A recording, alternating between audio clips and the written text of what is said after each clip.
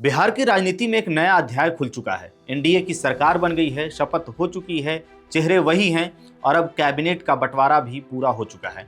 जिसको जो कुर्सी पिछले कार्यकाल में मिली थी, लगभग उसी पर वापस बैठा दिया गया है। मानो राजनीतिक म्यूजिकल चेयर में गाना बजा तो जरूर, पर कुर्सियां तो वहीं थी ही, बस लोग उठ करके 2 सेकंड बाद फिर उसी पर बैठ गए।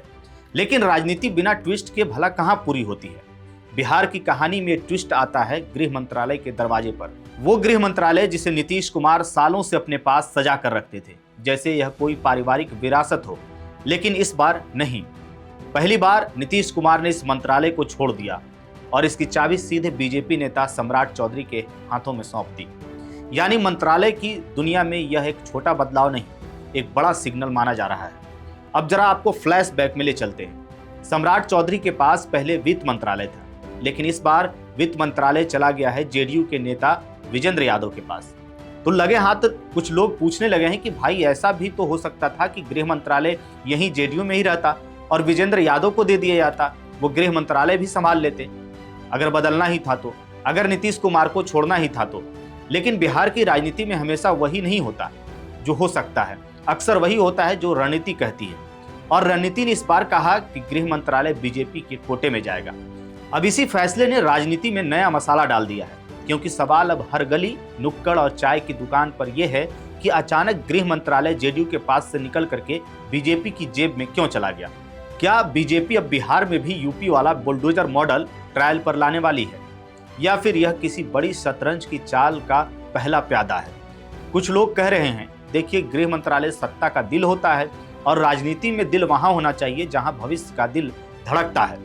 मतलब सीधी भाषा में कहें तो बीजेपी अब बिहार में मजबूत पकड़ बनाने की तैयारी में दिख रही है। लेकिन ये कहानी यहीं खत्म नहीं होती है, क्योंकि राजनीति में अगर चाय है तो उसके साथ गप भी जरूरी है। और इस बार गप में एक नया फ्लेवर जोड़ दिया है सूत्रों ने। सूत्रों के हवाले से खबर आई है कि प्रधानमंत्री नरेंद्र मोदी नीतीश कुमार के स्वास्थ्य को लेकर के बहुत चिंतित हैं। इतने चिंतित हैं कि बीजेपी ने जेडीयू को सुझाव दिया है कि सीएम पद पर विचार किया जाए। अब बिहार के चाय राजनीतिक एक्सपर्ट, यानी कि जो 10 रुपये की चाय पर 100 रुपये की राजनीतिक समझाते हैं, उनकी भौएं ऊपर चढ़ गई। उनका सवाल बिल्कुल सीधा है कि ये स्वास्थ्य की चिंता है या इसी चिंता में कोई राजनीतिक चिंतन छुपा हुआ है। क्योंकि जब महीनों से विपक्ष लगातार नीतीश कुमार के स्वास्थ्य पर बयान दे रहा था, सीएम थक गए हैं, कमजोर दिख रहे हैं, स्वास्थ्य ठीक नहीं लग रहा है, लेकिन तब एनडीए वालों की प्रतिक्रिया कुछ ऐसी होती थी जैसे कुछ नहीं है, सब ठीक है, आराम से चल रहा है। लेकिन अब सरकार बनते ही अचानक प्रधानमंत्री की चिंता जाग उठी है। क्या यह वही राजनीतिक टाइमिंग है जिसका मतलब कोई समझना भी चाहे तो समझ नहीं पाता। अब लोग यह भी कह रहे हैं कि चिंता अगर इतनी ही थी तो गठबंधन बनाते वक्त क्यों नहीं दिखी, शपथ लेते समय क्यों नहीं दिखी और अब अचानक क्यों दिखने लगी है।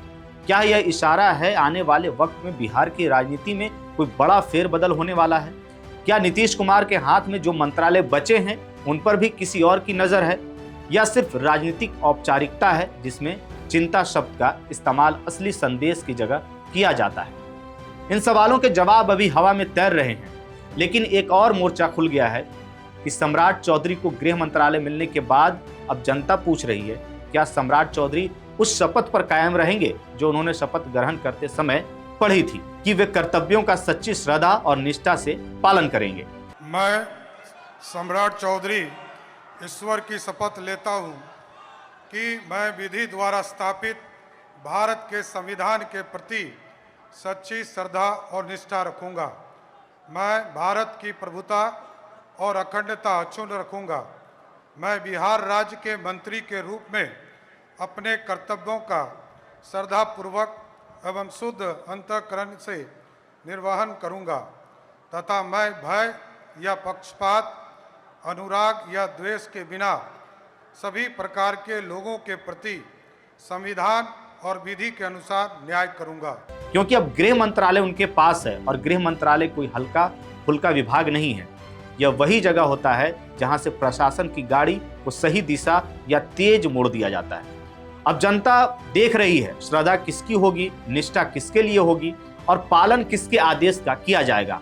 हम उम्मीद करते हैं कि सम्राट चौधरी ने शपथ ग्रहण करते समय जो कस्में खाई हैं उस पर कायम रहेंगे, क्योंकि राजनीति में कसम तो हर कोई खाता है, पर निभाता वही है जो परिस्थितियों के बीच रास्ता ढूंढना जानता है। बिहार की जनता ये सब चुपचाप नहीं बल्कि बहुत ध्यान से देख रही है और फिर कहानी के अंत में आपको बताएं वही सच्चाई आती है। बिहार में सरकार तो बन गई है, लेकिन असली मजा अभी शुरू होगा, क्योंकि बिहार में राजनीति कम होती है और पॉलिटिकल प्लॉट ट्विस्ट ज्यादा लिखे जाते हैं। आपको बता दें कि यहाँ हर मंत्रालय की फाइल में सिर्फ कागज नहीं बल्कि राजनीति की नई दिशा का नक्शा होता है।